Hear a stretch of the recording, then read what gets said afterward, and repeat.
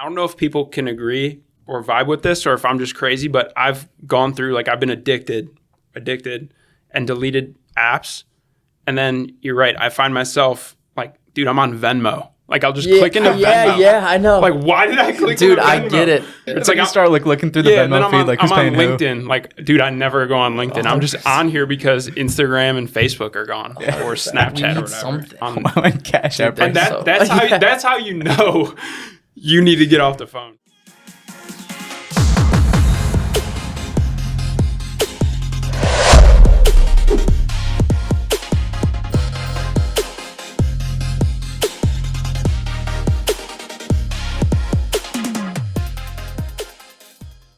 Welcome back to another episode of Real to Real podcast for those of you who want to do more, be more, create more, have more, and live better. Today, we're missing a soldier. We got Nick, Kevin, and myself, but Joey's down. Rip Joey. Miss you, Joey. Joey's got the common cold today. Pour one out for Joey. Yeah, pouring out for my guy Joey. This week is Thanksgiving week. So we're doing a little special podcast on gratitude. Figured that'd be fitting. So with gratitude, what is gratitude? Gratitude can be defined as being thankful, or I guess not grateful. Being thankful for something you have. How would you guys describe being grateful? Just appreciation, man. It's like appreciating what you have here now.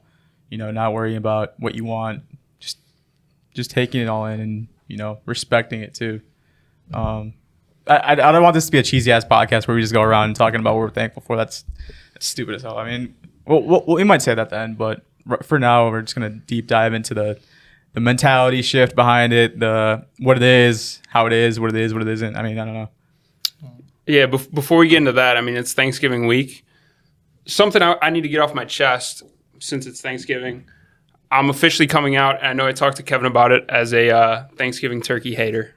I think it stinks, You scared me when you said you were coming out. No, not like that. Yeah, that's why I was like, whoa. Whoa. But honestly, like, turkey on Thanksgiving, like, why do we do that? You don't that like stuff it? stinks. I think a lot of people are on the same page, but are afraid to come out too. What's that one ingredient or drug in there? Tryptophan. Tryptophan makes you go to sleep so fast. It makes you. It knocks you turkey? out. Yeah, it's in turkey, so it's most potent in turkey. Tryptophan. Well, either way, if you're a turkey hater too, this is your permission to come out and and join the group. Yeah, say your piece with turkeys. Hens where it's at. Yeah. I don't eat pork too much. I'm a sweet potato guy. I love sweet potatoes, dude. Casserole. Yeah. I'm making a sweet potato casserole. I got a Friendsgiving tonight. I'm making a sweet potato casserole. Ooh, you're making one. A healthy one, though. Well, I'm gonna try to. I might bitch out and make like a candied one. Yeah, like candied carrots. Candied potatoes, dude. The brown sugar. Yeah. I'm thinking about making that for our Friendsgiving. I haven't even told anyone I'm coming yet. Should probably say something. No, you should just show up with something completely random. Just stuffed shells. I love it. Okay, Kev. Some spaghetti. But that's awesome. But I guess on the subject of gratitude and things like that, I notice a lot of times in this generation, people are extremely ungrateful because they're so focused on what everyone else has. I mean, you guys kind of notice that as well. Yeah, 100%. And I mean, I think there's many reasons for it, but I couldn't tell you what the generation, 2 generations ago looked like, but we like have everything at our fingertips. So it's so easy to be ungrateful. Mm-hmm. You know what I mean? Especially with the social media side of things. I like that you said it's easy, because I mean, it is. It's very easy to be ungrateful. You know, you can just literally just not. I mean, it's perspective too. It's like, what did we grow up with? How were we raised? What were we given? A lot of these younger kids are entitled. You know, everyone has we were talking about this last time. Everyone has an iPad nowadays. iPad, iPhone. It's like, if I don't have the newest, nicest thing, I'm being deprived of my childhood. Mm.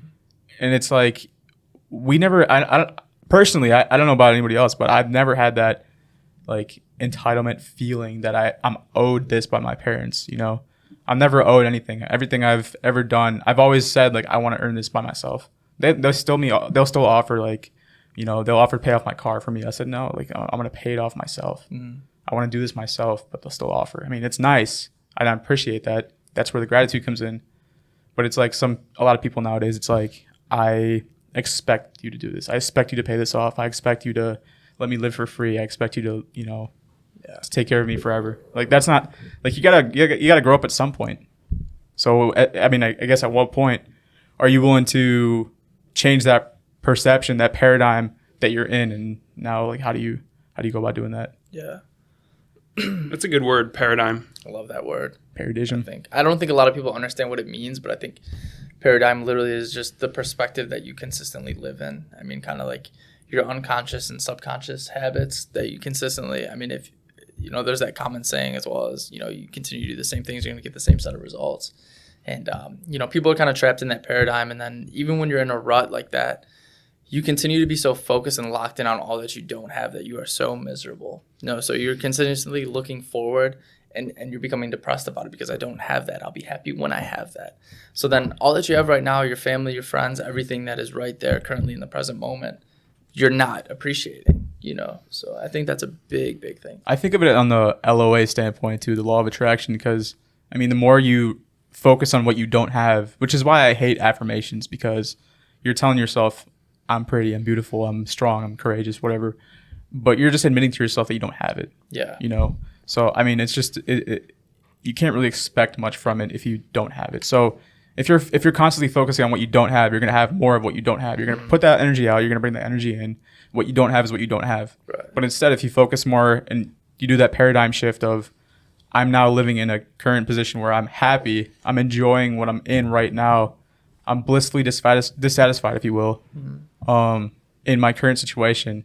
That's when you're going to start seeing things like pour into your life. Right. That it's, I mean, that's the start of manifestation and gratitude, because now that you're thankful for what you have, you're now willing to open the floodgates to all these other good things that are ready to pop into your life. Yeah, and I feel like most people have like a tendency to be stressed or to be worried. Like we're humans, we're kind of wired to be worried. And I think gratitude is almost like a cure or an antidote to that, right? Like if you can somehow inject gratitude as often as possible, whether it's for small stuff or big stuff. And like we were talking about earlier, like everyone's always waiting to be happy or to have gratitude once they get something, right? Like once I get this amount of money, once I get the car, once I get the house.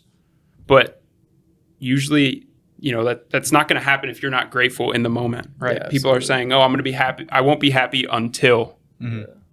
But until is not going to come if you're not grateful in the moment. Yeah, and I it's like that word, until.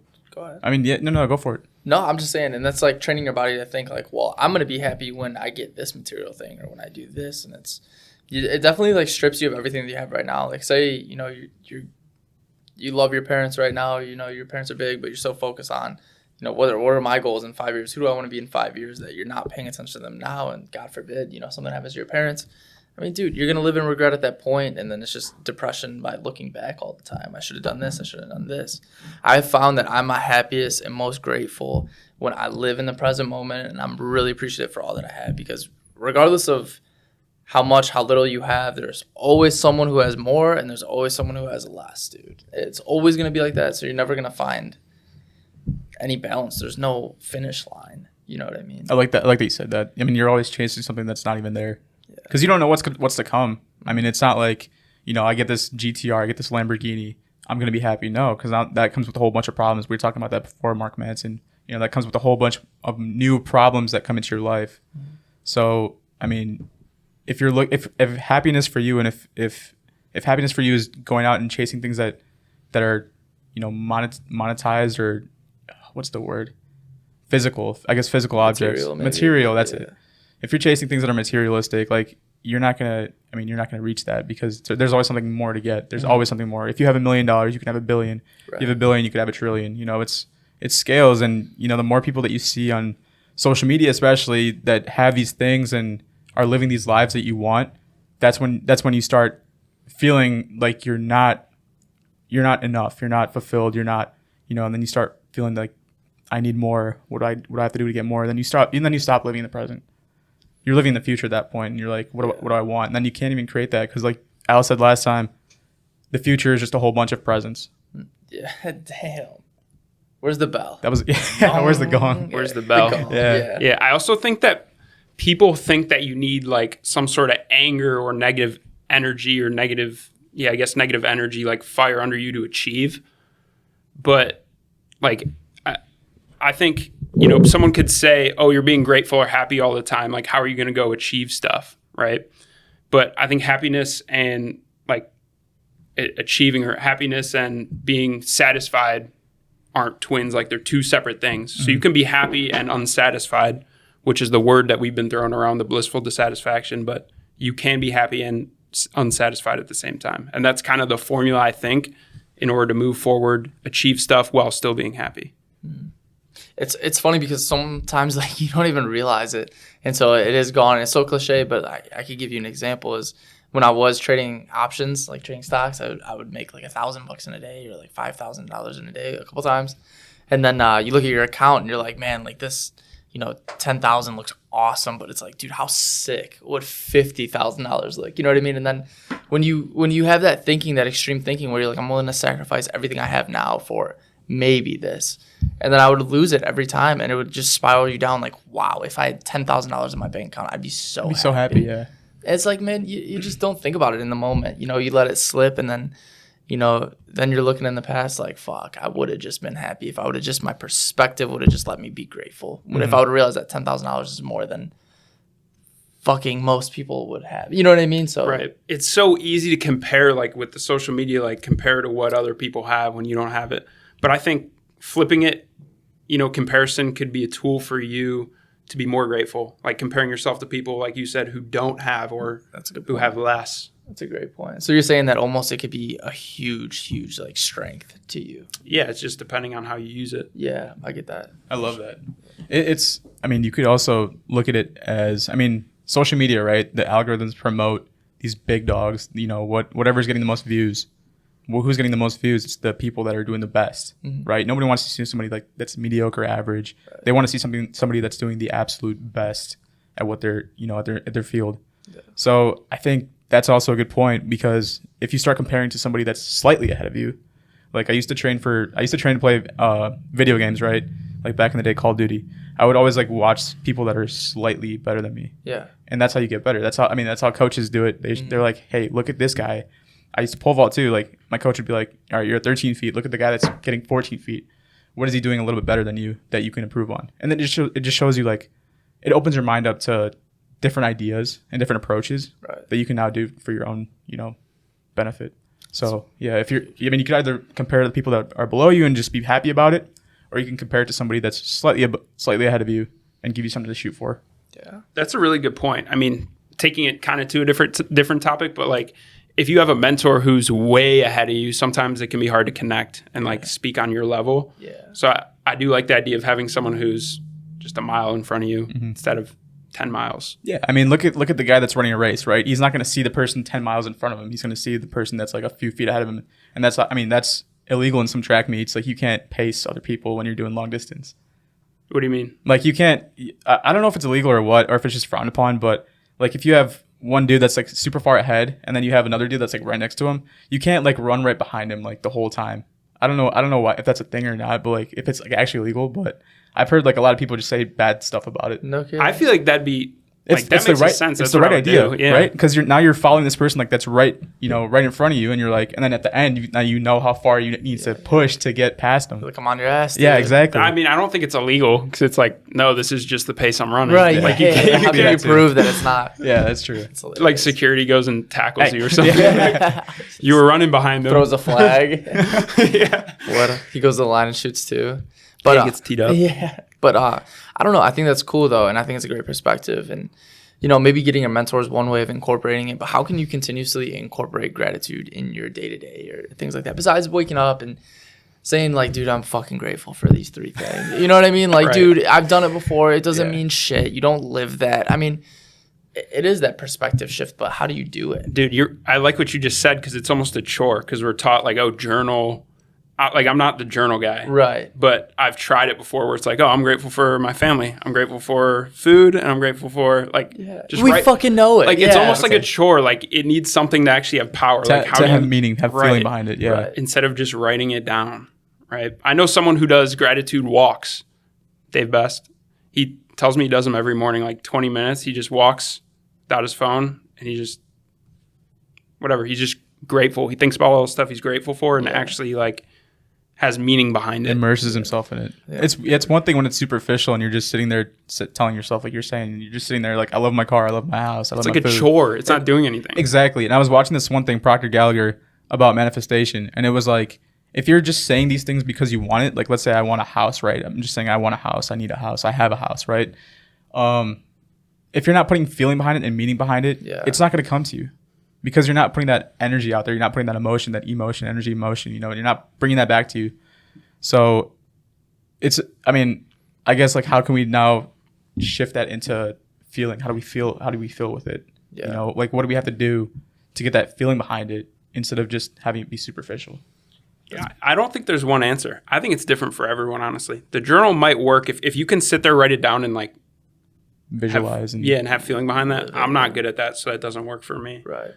Like mine just has to be like walking, like doing walks works to a certain degree, but it's all just how I frame stuff. Like most of the stuff we were already talking about, like sitting down and framing it the way we were in my brain, that works for me. Like the inconvenience versus problem thing I talked about before. Like sitting down and thinking, okay, is this actually important? Like, is this life or death? Like I have inconveniences. A lot of people have problems. There's a big difference. And when there's something, bogging you down, like, dude, it's actually not that important when you sit down and think about it. So just taking the time when something is bugging you to take a step back and be grateful that it's actually not worse and it's actually not a problem. It's just an inconvenience. Yeah. I look at, and I had a conversation today with someone over at Greenlee and, they're kind of just like a little flustered and things like that. And they're just kind of hitting a wall. And kind of the thing that I've been over there and is kind of just the rally guy, just kind of the positive guy, we're going to get through this is fine sort of person, and the cheerleader, if you will. And so in talking, I just kind of gave an example of me these past 8 months where it's kind of like ebbs and flows, you're down and out, you hit wall after wall after wall. And it's like when you stop and think like, none of this is really that big of a deal. Like I really don't even have problems with that I'm not closing a loan, that this loan isn't going to close. The things that we're so focused on and so anxious about are things that really don't even matter. They're not going to matter in, people talk about in 5 years, it's going to matter in 5 years. This shit won't matter in 6 months. Right. So, and I think that's most of our problems. And then, as far as, you could wake up and journal and things like that. And you're saying that's amazing for some people. I agree. But if you're going to go ahead and get right back into your paradigm of social media and comparison, it's like, you're throwing it out the window. It's a wash at that point. So I think implementing things as far as like getting off your phone and getting recentered is so big to just be out of touch with the world for a second and in touch with yourself, because our energy and attention is focused on everybody else at all times and comparing like my success versus yours. Yeah, I know you're really big on like the dopamine and like just getting away and recentering. Like, how do you recommend doing it? Because I've done it for maybe a day or two, or like for a week, I'll get rid of social media apps. What works best for you? So I think, and I was listening to a pastor, I'm a Christian, but I was listening to a pastor the other day. He's like, dude, you're not addicted to your phone. You know what I mean? We could take your phone from you. You're not going to die like you're addicted to heroin or alcohol or things like that. But it is that response where you need that chemical. Your body is going to continue to remind you to get that chemical. And the easiest way to get that instant gratification is to hop on social media. I like social media cleanses. I would do 30 days, and then you realize after 2 weeks, you're like, I don't even need this shit. I literally don't need this at all. You know what I mean? Even like, we do it for business, but if we hopped off tomorrow or we had someone else run our account, we don't need it ourselves. But we do humans like validation. Humans run off validation. All of us do at a certain point or another. But I think a social media cleanse is so big. I think just deactivating it and letting it be for a while is the best way to do it. And then you're just going to become so detached from it. Your body's going to realize like, dude, I can live without this shit. Yeah. I don't know if people can agree or vibe with this or if I'm just crazy, but I've gone through, like I've been addicted and deleted apps. And then you're right. I find myself like, dude, I'm on Venmo. Like I'll just click into Venmo. Yeah, I know. Like, why did I click into Venmo? Dude, I get it. Like I'll just click into a random app. I'm like I'm looking for something. Dude, I'm trying to get a fix. I get it. It's like you start like looking through the Venmo feed, like who's I'm on paying LinkedIn. who? Like, dude, I never go on LinkedIn. I'm just on here because Instagram and Facebook are gone, or Snapchat or whatever. Something. Like, you know what I mean? That's funny. Literally stupid apps. Yeah. Like, why am I on? Cash App. And that's how you know You need to get off the phone. Like, 'cause- fucking Kev, why is he paying him? Yeah, why is he paying him? Dude, that makes sense. That makes sense. I mean, we all need that so funny. substitution. I agree, It's, dude. it's that substitution, man. Like we all need that. Especially if you're like cutting it cold turkey, you need substitution. I mean, I stopped vaping like a week ago. I wouldn't say stopped. Like, I mean, there's still like puffs here and there, but like Yeah, I'm don't still bullshit us. I'm dude. still getting off of it. Like I'm gonna be honest with you guys. I haven't stopped actually. It's gotta be tough. It's every day. No, I'm just kidding. Yeah. I did stop, but it's super tough because it's like now there's like a brain. I know there's a chemical in the brain that like releases every single time, and it's not just dopamine. It's like other chemicals too. But I found myself like craving like other things that give me like that pleasure, like chocolate. Like now I'm kind of like focusing on chocolate. So I don't know. It's a weird perspective to be in, and it's a weird spot to be in. Just like the quitting. I don't know how the hell did we get here? No, just like in general, just like a dopamine cleanse. Yeah, like basically Dopamine tactical things like what works for you. Mhm. Yeah. I mean, it's got a fucking stranglehold on this entire generation because we're so built on that. And that's kind of like you're sitting down looking down at your phone. We're all distracted. We're all not empowered to do things in our own life. We're easy to control. Yeah. So what works for me is getting off my phone, man, realizing once you get past that point, I thought when I got in this industry, dude, I have to be on my phone every second of every single day. There's emergencies. Dude, exactly. Yeah. Oh my God, these deals are gonna fall through. I'm gonna be a terrible loan officer. No, man, it's not true. Like, I think getting off your phone is the best. To become efficient, you have to be able to step away and unplug. I just believe that. So going on walks without your phone, massive. I think meditation is the biggest fucking thing you could ever do first thing in the morning because it basically tells your body like, no, I'm in control. And Joe Dispenza will talk about it like, whoa, like your brain will be like, oh, on this pattern, like you should be in traffic getting really upset right now. So maybe I'll just throw a thought your way that will piss you off to distract you because your body like craves the patterns that it has. So getting away and stepping outside that paradigm, I would say your routines, your habits, and just unplugging. I like that, those patterns, because I mean our day is just a straight pattern. You know, I come to the office, I'm in my desk, I'm editing, I'm doing deals, I'm doing paperwork, I'm going to showings. Like that's it, right? And yeah, I like that because meditation, I never even thought about it like from that perspective, that when you're sitting down there, like I always thought it was like because you have an empty space in your mind that now you have like all these intrusive thoughts coming in. But I like that because it's literally just your brain acting against itself. Because it wants, I mean, that's what you're doing. It's helping you. Your brain's helping you. It's like, okay, you're doing this, I'm going to save energy and just let you know that this is how you need to be feeling at this point. But when you're in that state, you don't want that. So yeah. I really also like that. feel like doing that probably like slows your life down because you hear people say, oh, dude, this month went by so fast, like in a blink of an eye. Well, it's probably because you weren't like in the driver's seat. You were just moving on pattern autopilot the whole month and it just boom and zoomed by. You don't even notice it. Dude, that's huge. Yeah. That's a huge point. I mean, that's like, dude, the last 3 months, I can say they flew by. It's probably because you're on autopilot, right? Well, do you guys ever like a day like fucking flies by and you're like, oh my God, this was a hectic ass day, and then you think like, what did I even get done? I don't remember what I did. What did Exactly. I get done? Yeah. Like I didn't even do anything, you know. So I don't know. It's just big, dude, to just kind of be in the driver's seat, like you said. And I think meditation gives you that grounding for the morning where, you know, you're like, you tell your brain pretty much like, nah, motherfucker, like I'm in control. This is what we're doing today. That's a good idea. I'll get into what I do. And I realize that because I know we talk about it and I feel like I don't meditate, but I actually do. They're more like activities I do, but it's meditating. And I know I don't say I meditate, but that's what it is, like when I think about it. So one activity I do, it's called, I don't know where I learned this. It was a long time ago, but it's called the frame of the veteran. So like if something's bugging you, have you guys ever heard of it? Mm-mm. So it's the frame of the veteran. And let's say something's upsetting you, right? If you think about it happening to you 100 times in a row every single day, that certain scenario loses power over you, right? So let's say, for example, getting caught in traffic. Like if you picture getting caught in traffic for an hour every single day, when it happens, you're not going to be as upset about it. So when something is upsetting you, thinking about it happening, dude, this is just normal. This happens every single day, 100 times in a row. It's not going to upset you as much. Yeah. And I know that doesn't really fit into gratitude, but that allows you to step back from being upset and be grateful actually. Being in that situation. Yeah, for being in your situation.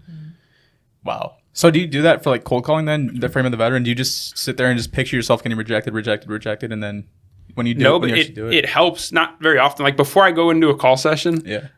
you're not going to picture 100 people telling you no. Right. Because then you're scared. You want to prepare for the yes. And like when we're practice people saying yes to you. But it's like when it happens, it's like, okay, what if 100 people just told me no? Or what if 100 people just screamed at me? It's like if 100 people screamed at me in a row, the 100th time it would be not a big deal. Okay. Yeah, it'd be like it just happened 100 times. Fuck. Yeah. You're like at 60, I stopped really giving a fuck. You know what I mean? Right. But I believe that too, and I believe like manifestation's a big thing too, and I think you have to really see it. And there's like negative manifestation, which you can foresee terrible events happening and things like that, but really just believing that, hey, good things are going to come in no matter what, and I look back and it's weird. I don't know if this is a human thing. I don't know if you guys are the same way, but looking back and remembering like times that were really hard and being like, wow, man, like I kind of miss that. You know what I mean? I really do miss that. And I don't know what it is, but there's something about humans and like overcoming things to the point where, man, as long as you just continue to be positive and have that futuristic outlook that things are going to be fine no matter what, it really helps you just consistently be present no matter what. And I think you have to appreciate the good and the bad, really. Yeah, that's a good point, because I was saving that because I think that's like the most powerful thing that works for me is, so for example, you're how old? 27? 27, yeah. Would you go back to being 17 with nothing or whatever you had? Would you go back right now and be 17? I mean, like, it depends on what way I look at it. But yeah, I mean, like with nothing, no knowledge, no nothing. Yeah, would you just go back to being 17? I don't know. That's a tough one. I would say, Would you go back to being 24? 24. I'm sorry. 24. 17? You act... Yeah. No, would you go back to being 17. 14? Like if I could 14. do it over again? Like, yeah, if you could just, like, boom, you're 14. Would you do it? I would. I would 100%. Yeah. I think everyone would. I'm super nostalgic. I know, but I would go back to being 15 this second. Even if right now I had $100 million, I feel like I would go back no matter what.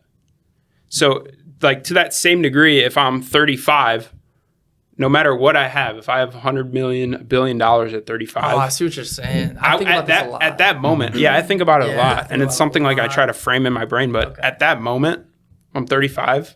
Like, I'd give everything I had to be right where I am right now. It just, like, it's just boom. Think about Why- this so why though? much. That's a good Why? point. Like, Why would you? yeah, why would you? Like, why would you give up all that? Because time, come like, back. your time is more important. Yeah. Like, what? So what would you do differently would- now, or do differently like in today? That if your 35-year-old self with $1 billion looking back at you today, why would you want to come back? What would you want to do differently, or would you do the exact same thing that again? part isn't even important to me. It's just I'm back here. I'm 25. Like, Yeah. I'm healthier. I'm younger. I have 10 more years of my life. Like, it doesn't matter.